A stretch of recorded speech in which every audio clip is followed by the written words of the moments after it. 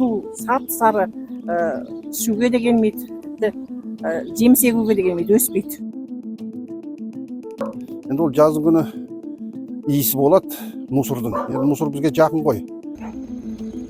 Маған бұл жай ғана свалка. Кезінде қоқыстарды апарып төге берген жай жердің қабатына. Қазақстанда тұрмыстық қалдықтар мәселесі жылдан жылға ушығып барады. Елде жыл сайын 4,5 миллион тоннадан астам қоқыс жиналса, оның небәрі 25% ғана қайта өңделеді. Қалғаны қоқыс полигондарға немесе рұқсатсыз қоқыс орындарына төгіліп, қоршаған ортаға зиян келтіріп жатыр. Жиналған қалдықтар шіріп, жағымсыз иіс шығарады және жиі өртенеді. Түтін мен мүңкіген иіс жақын маңдағы елді мекен тұрғындарының денсаулығына кері әсер етеді. Қалдықтан бөлінген әртүрлі улы зат топыраққа сіңіп, жер асты суын ластайды. Өскемен іргесіндегі қоқыс полигоны 1957 жылы ашылған. Алғашқыда жай ғана қоқыс тастайтын орын болған бұл жер кейін қаланың қатты тұрмыстық қалдықтар полигонына айналды. 1997 жылы жергілікті билік оны Өскемен спецкоммунтрас компаниясына 50 жылға ақысыз пайдалануға берді. Мұнда жыл сайын шамамен 100 мың тонна қалдық көміледі. 70 жылға таяу уақытта полигонда 7 миллион тонна қалдық жиналған. Қолдану уақыты 2020 жыл аяқталғанына қарамастан жергілікті билік оны көшіруге асығар емес. Ал күресіннің айналасындағы Лесхоз, Красин, Шумлев, Лог, Степной, Ушанов қатарлы елді мекендердің халқы неше жылдан бері жағымсыз иіспен шашылған қоқыстың зардабын тартып келеді. Надежда саяжайының тұрғыны Альмира Омарбекқызы жергілікті жұртты мазалайтын негізгі мәселе ауыз су сапасы дейді. Полигонға жақын болғандықтан, тура түбінде тұрғандықтан, су сап-сары, ішуге де келмейді, тіпті жеміс егуге де келмейді, өспейді. Штемке. 1-2 күн тұрғаннан кейін су өзінен өзі көпіріп, кәдімгі көпіршік шығып, бұзыла бастайды судың ішінде сап-сары болып кетеді. Ол кір жуғанға, штемкеге жарамайды бұл су. Бұл саяжайда орталыққа қосылған ауыз су желісі жоқ. Әр үй ауласынан құдық қаздырып алған, бірақ оның суы ішуге жарамайды. Саяжай тұрғындарын тіршілік нәрімен қамтамасыз ету үшін Өскемен водоканал коммуналдық мекемесі аптасына 2 рет көлікпен ауыз су жеткізеді. Катонқарағай ауданынан көшіп келгеніне 20 жылдан асқан зейнеткер Мырзахмет Жұмағұлов құдық суының ластануына ауыл іргесіндегі қоқыс полигонының әсері бар деп есептейді. 2 жыл бұрын сес келіп тексеріп, мынау вообще ішуге жарамайды. Мынау деп, мынау өйткені мына жерде міне свалка, оның бер жағы свинярка, мына жағымыз зират, вообще ішуге келмейді деген. Ал енді судың жоқ мәселесінде оған қараймыз ба? Іштік әгіден. Міне 2 жыл ғана өстіп су мәселесін әкеп тұр. Тасып міне. Жұмасына 2 рет әкеледі. Өскемен қаласы санитария эпидемиология басқармасының мәліметінше 2022 жылы басқармаға Степной және орман шаруашылығы ауылдары тұрғындарынан тұрмыстық су сапасына қатысты 7 шағым түскен. Шағымда сол маңдағы шошқа қорадан шығатын қалдықтардың су көздеріне әсер етуі мүмкін деп жазылған. Тұрғындар шағымына байланысты орман шаруашылығы ауылындағы жеке үйлердің құдығынан 14 су сынама салынды. Оның ішінде 7 сынама микробиологиялық, 7 сынама санитария химиялық көрсеткіштер бойынша зерттелді. Микробиологиялық зерттеу нәтижесінде 2 сынама санитария талаптарына сәйкес келмеді. Эдельвейс бағбан қауымдастығының 242-239 учаскелерінде колиформды және термотолерантты колиформды бактериялар анықталды. Санитария химиялық көрсеткіштер бойынша 7 сынаманың 4-еуі иісі мен дәмі тұрғысынан талаптарға сай келмеді. Шығыс Қазақстан облысы экология департаменті ұсынған мәліметке сүйенсек, полигон маңындағы жер асты суының құрамында тұздар мен минералдар өте көп, сондықтан ішуге жарамайды. Өскемендегі қоқыс полигонының санитарлық қорғау аймағы 500 метр. Бұл қауіпсіз арақашықтық. Қазір қоқысқа ең жақын тұрғын аудан учаске шекарасынан 300 метр жерде орналасқан. Ал қоқыс көміліп жатқан нақты аумақпен ең жақын тұрғын аймаққа дейінгі арақашықтық 538 метр. Яғни белгіленген талапқа сәйкес келеді.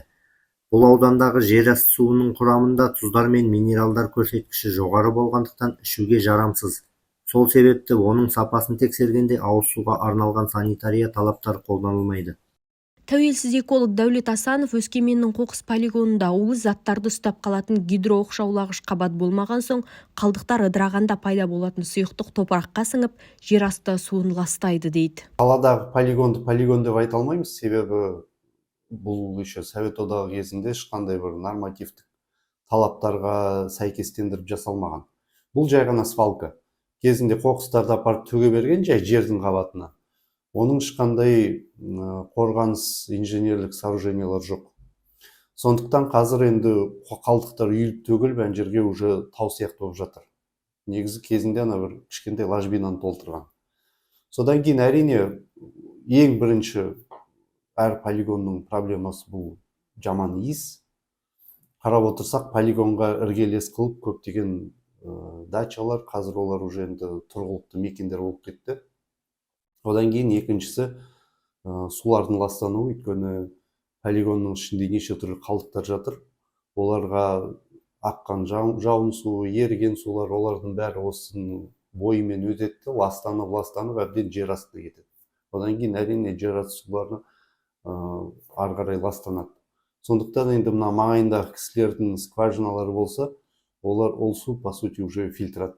Өскемен қаласының тұрғын үй коммуналдық шаруашылығы, жолаушылар көлігі және автомобиль жолдары бөлімі басшысының орынбасары Рашид Шерубаевтың айтуынша, қалдықтар полигоны санитария талаптарына сай келмейді. Өйткені ол бастапқыда қоқыс төгетін жер ретінде қолданылған. 2000 жылдары сол ауданнан адамдарға жер телімдері беріле бастағанда тұрғын аумақ пен қоқыстың арасы жақындап, санитарлық қорғау аймағының талаптары бұзылды. Согласно санитарно-защитной зоны, то есть она не соответствует. Орман шаруашылығы ауылына апаратын мына жолдың қос қапталы сыңсыған тал-терек. Қоқыстан шыққан целлофан пакеттер төңірекке шашылып, табиғатты бүлдіріп жатыр. Ал қоқыс полигоны аузы мұрнынан шыға толған, жиі өртенеді. Өрт шықса, қолқаны қапқан қою түтін айналаны тұмшалап тұншықтырады. Шымылев-Лок ауылында тұратын Базархан Байгереев жағымсыз иіс пен қаптаған кеміргіштен жұрт әбден мезі болды дейді. Жазғы күні иісі болады мусордың. Енді мусор бізге жақын ғой, лесхоздан. Одан кейін өртенеді, түтін бас кетеді бізді. Сол енді жазда күн ыстықта әсіресе. Күн суықта білінбейді. Қатты жел соққанда салапандардың бәрі ұшады. Енді міне бір тау міне.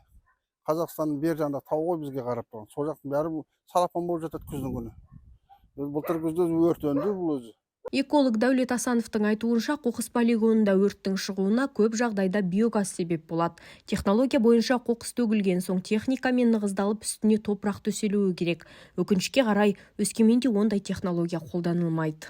Астында қалдық жатқан кезде қопсып, ішінде биогаз пайда болады. Ол биогаз, егер де оны жинамаса, ол біріншіден иіс береді, екіншіден постоянно өрттерді беріп отырады. Өйткені оны қопсып әбден қызған кезде жанат любой қалдық ретінде. Принципе, жылда тұрғындар байқап отырады, полигонда постоянно осындай өрттер болып тұрады. Соның болмас үшін сол биогаз негізі жинау жүйесі жасалынады да, ол биогазы негізі осы полигонның өзінің, мысалы жанында административтік немесе гараждық құрылыстар болса, соларға отопление беруге болады. Үлкен полигондар болса, мысалы үшін тиімді газдар жинап, маңайындағы үйлерге де жылу бере алады. Экология департаментінің мәліметінше, Өскемендегі қоқыс полигоны өртенгенде ауадағы зиянды заттардың мөлшері шекті рұқсат етілген шамадан бірнеше есе асып кеткен. Сондай-ақ экологтар жүргізген тексерулер нәтижесінде қалдықты қабылдау және бақылау дұрыс жүргізілмейтіні анықталған. 2023 жылдың жазында болған өрт кезінде желге қарсы бағытта ауадағы формальдегид мөлшері рұқсат етілген ең жоғары концентрациядан 6 есе асты. Осы жағдайға байланысты әкімшілік құқық бұзушылық кодексінің 324 бабы 1 бөлігі бойынша іс қозғалды. Сонымен қатар полигонда қалдықтар толық есепке алынбайды, қауіптілігіне байланысты бөлек қабылданбайды. Бұл экология кодексінің талаптарын бұзу болып саналады. Тиісті бақылау болмағандықтан бір-бірімен араласып кеткен. Соның салдарынан оларды залалсыздандыру немесе қайта өңдеу қиындайды, тиімділігі төмендейді және қоршаған ортаға зиян келу қаупі артады. Бүгінде жергілікті билік қолдану мерзімі бірнеше рет ұзартылған қаланың қоқыс полигонын көшіретін жаңа орын іздестіріп жатыр. Өскемен аумағында жаңа жобаны іске асыруға ыңғайлы санитария экология талаптарына сай келетін жер телімі жоқ. Сондықтан болашақ полигон облыс орталығына жақын, глубокой немесе Ұлан аудандар аумағында орналасады. В 2025 году завершился срок разрешения захоронения на действующие свалки. 2025 жылы полигонға қоқыс көмуге рұқсат беру уақыты аяқталды. Өскемен спецкоммунтранс компаниясы жауапты мекемелерге мерзімді ұзарту жөнінде өтінім жолдады. Соған орай полигонда қоқыс төгетін қосымша орын бар ма жоқ па анықтау үшін зерттеу жүргізіліп, жер телімі белгіленді. Рұқсат мерзімі 3 жылға созылды. Енді осы уақытта бізге жаңа полигонды іске қосып үлгеру керек. Технологию и запроектировать, провести проектировочные работы с учетом строительства уже нового полигона. Жаңадан салынатын қатты тұрмыстық қалдықтар полигонында әлемнің дамыған елдерінде тәжірибеден өткен озық технологиялар қолданылмақ. Ең алдымен қоқыс аумағы толық қоршалып, аузында көліктердің кіріп шыққанын тексеретін бақылау бекет орналасады. Салмақ өлшеу орны, техникаға арналған бокстар, қоқыс сақтайтын ұяшықтар болады. Үлкен шұңқыр қазылып, жер асты суын ластамау үшін геомембрана қабаты төселеді. Қазір қалдықтың 80%-дан астамы көміліп, 20%-ға жуығы ғана сұрыпталады. Жаңа полигонда өңделетін қоқыс көлемі 90%-ға дейін жеткізілмек. Қазір осы талаптарға сай келетін тәжірибелер зерделеніп жатыр. Жұмыс жасап жатырмыз да, оны Ресей, Германия, сосын жаңағы мына Қытай, Турция елдеріне, Беларусь елдерінен қарап, жаңағы салыстырма түрде қарап, технологияларын қарап, сол салыстырма түрде есеп жасап, бүгінгі күні жаңағы қатысып жатырмыз. Ең бастысы бүгінгі күні мына министрлікпен, экология министрлікпен тиісті ереже шықты, мына аукцион бойынша тариф бекітілген. Қазіргі елде, барлық жерде бүкіл қоқысты жандырып, жаңағы энергия шығарады екен, генерация. Сондай методпен бәрі жасайды екен. Сол метод ол әлемде шығарған бүгінгі ең пайдалы, ең жаңағы қолға жеңіл технология болып тұр. Сол үшін жаңағы біз де сол технологияны қарап, бізге де әкелейік деп сондай жоспардамыз. Қазіргі уақытта соңғы инвесторлар Қытай елінен болып тұр ғой, мысалы. Қытай елде қазір осы технология қолданған компаниялар өте көп. Бүкіл Қытай осы технологиямен жұмыс жасайды. Қытайлар өздері инвестиция жасап, завод келеміз деп сондай жаңағы келіспей сөз жасап жатырмыз. Өскеменнің қатты тұрмыстық қалдықтар полигоны мыңдаған тұрғынның денсаулығына, ауыз су сапасына және тұрмыс тіршілігіне кері әсер етіп отыр.